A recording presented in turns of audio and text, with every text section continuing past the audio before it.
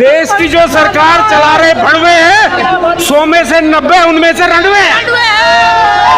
मुझे तो लगता है इलेक्शन कमीशन भी बिका हुआ है, सुप्रीम कोर्ट भी बिका हुआ है, और ये चौथा स्तंभ जिसे देश की मीडिया कहते हैं वो तो बहुत इतनी नालायकी से बिका हुआ है कि उसका तो मैं कुछ कह नहीं सकता हूँ। जनता आपसे पूछ रही है नीट पेपर लीक हुआ है, इसका जवाब मुझे नीट का मतलब कहाँ से पता चलेगा? भाई और भीम ने हमें बलवान बना डाला, हटाना कैसी चट्टान बना डाला। अरे मेरे बाबा भीम के संविधान का करिश्मा तो देखो, एक चाय बेचने वाले को देश का प्रधानमंत्री बना डाला। अच्छा एक बात बता दीजिए मोदी जी, आपकी सीढ़ियाँ कहाँ कहाँ हैं? अमेरिका में है, इजराइल में है, धर्मेंद्र प्रधान के पास है, और कहाँ कहाँ ये बता दीजिए। सब जगह है, ये भी नहीं सुना? अरे मोदी जी शाबाश। मैं ये कहना चाहता हूँ, आज मैं यहाँ पे आंदोलन में आया हुआ हूँ।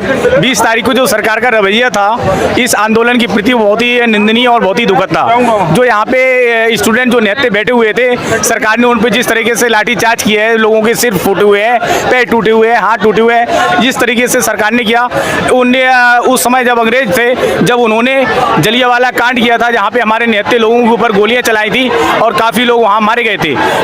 ये उसी सरकार ने जो अंग्रेजों की मानसिकता थी, उसी ये सरकार के लोग बैठे उनकी वही मानसिकता है।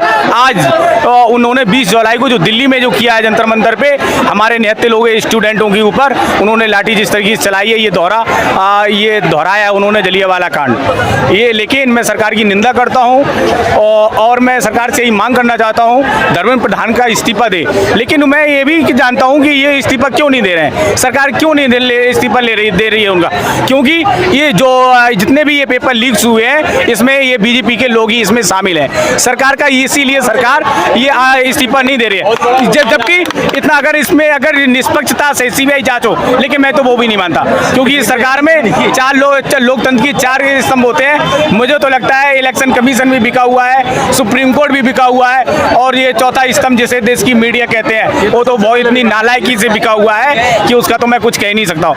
मैं अपेक्षा करता हूँ इस देश की जनता से, जो ये जनता है ये देश को बनाती है, और मैं जनता से अनुरोध करना चाहता हूँ जब भी इलेक्शन आए ऐसे बेईमान लोगों को, चोर लोगों को सत्ता से बेदखल करें। संविधान को लेकर आपने कुछ लाइनें बोली है। हाँ, संविधान को लाइन के मैंने ये बोला था कि संविधान की ताकत देखो, कि जिस संविधान की वजह से लोग इतने बड़े पदों पे पहुंचते हैं, लेकिन फिर उसी संविधान को खंडना करते हैं, उसको मानते नहीं है। मैं 4 लाइनें मैंने बोली संविधान के ऊपर। भीम ने हमें बलवान बना डाला, हटाना कैसी चट्टान बना डाला।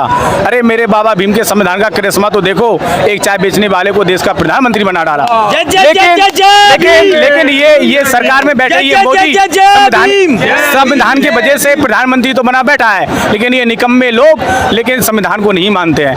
अगर ये संविधान तरीके से यहाँ पे आंदोलन हो रहा था तो इनको लाठीचार्ज नहीं करनी चाहिए थी। यहाँ कोई आतंकवादी नहीं बैठे थे, ये स्टूडेंट हैं, स्टूडेंट पढ़ने वाले हैं, इनको पता है कि अगर हमारे ऊपर केस लग जाएंगे तो हम नौकरियों में नहीं जा पाएंगे। ये लोग कभी ऐसा आंदोलन या हिंसा कर ही नहीं सकते।